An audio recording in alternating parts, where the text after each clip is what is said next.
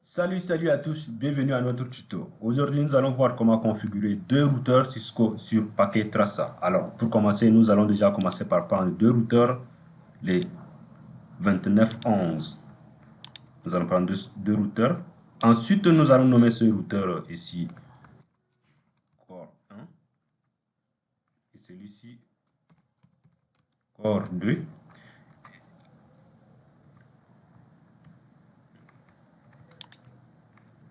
Core 2. Et là, nous allons aussi prendre deux switches multi-layers. Nous allons prendre deux switches multi-layers et deux switches normales. Et ensuite, nous allons nommer ici distribution. Distribution 1. Ici, nous allons nommer distribution 2.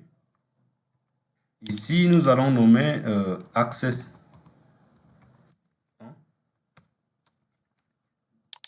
Et celui-là, nous allons nommer access 2. Et ensuite, nous allons prendre deux PC clients. Et voilà, nous avons à peu près notre architecture qui est là. Nous avons nommé celui-ci client 1.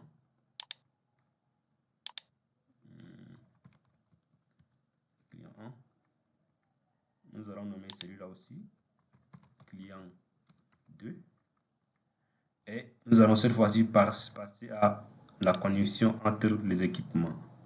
Déjà, nous allons connecter les routeurs entre eux, les routeurs entre les switches.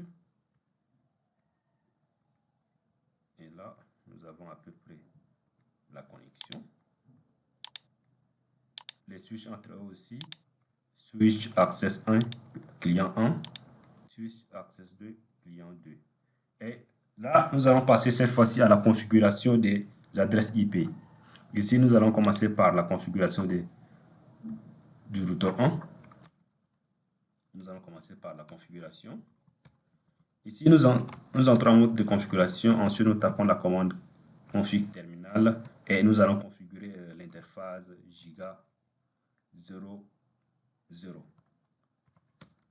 Et ici, nous allons donner une adresse IP 192.168.1.1 et les masques du sous-réseau 255.255.255.0. Ensuite, nous allons allumer l'interface. Et nous allons aussi configurer l'interface giga 01. L'interface giga 01. Voilà, l'interface giga 01. Et ensuite, nous allons donner une adresse IP 172.168.10.1 et les masques 255.255.255.0 et nous l'activons. Et voilà, c'est fait. Nous allons maintenant passer à la configuration du routeur 2. Nous allons configurer le routeur 2 aussi. Nous allons rentrer en mode de configuration, config terminal. Ensuite, nous allons commencer par configurer l'interface giga 01. Voilà, l'interface giga 01. Nous allons donner une adresse IP 252.168.20.1.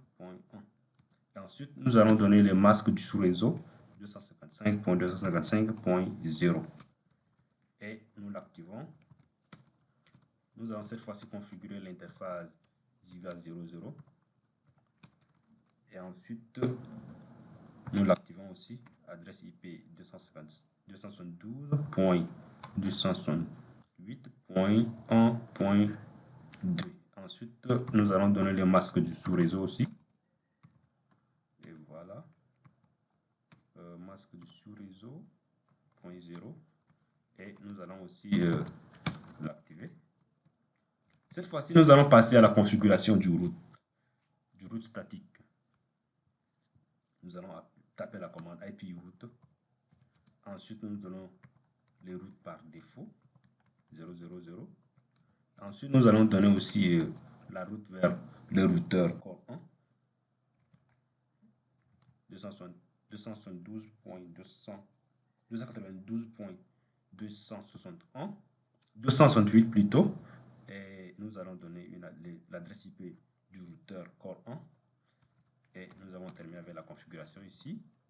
Nous allons aussi configurer les routes sur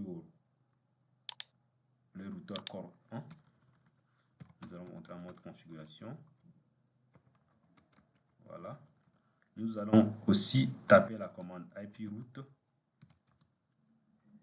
Nous allons donner l'adresse par défaut. Par défaut. Et nous allons aussi donner l'adresse de l'interface 0. L'interface giga 0 du routeur 2.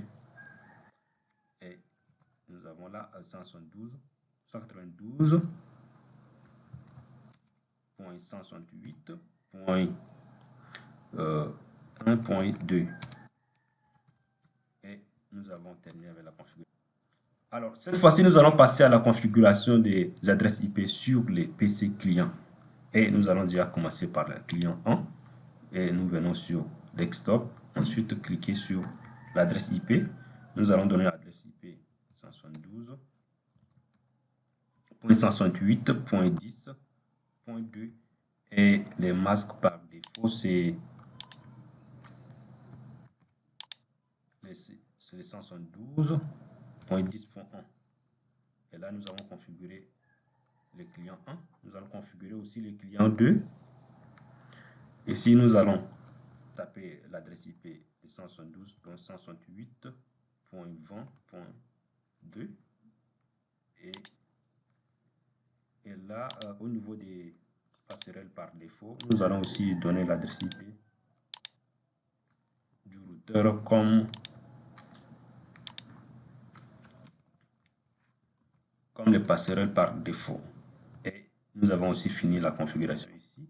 Cette fois-ci, nous allons passer au test de connexion entre les équipements. Ici, nous allons tester d'abord les clients 1 et les switches et les routeurs. Cela marche très bien. Nous avons là.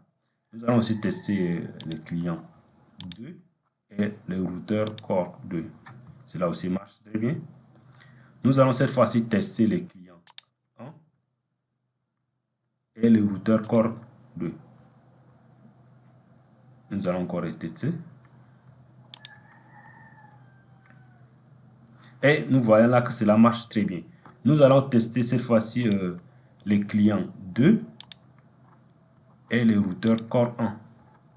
Et cela marche très bien aussi. Nous allons tester maintenant les PC entre eux. Les PC 1 et les PC 2. Et nous voyons que cela marche très bien ici aussi. Nous allons cette fois-ci passer à nous allons faire un ping voir. Nous allons faire ping 172.168.20.2. Et nous voyons que le ping marche très bien. Et voilà, nous avons terminé avec les configurations comme ça. Merci pour votre attention et n'oubliez pas de vous abonner et à la prochaine vidéo.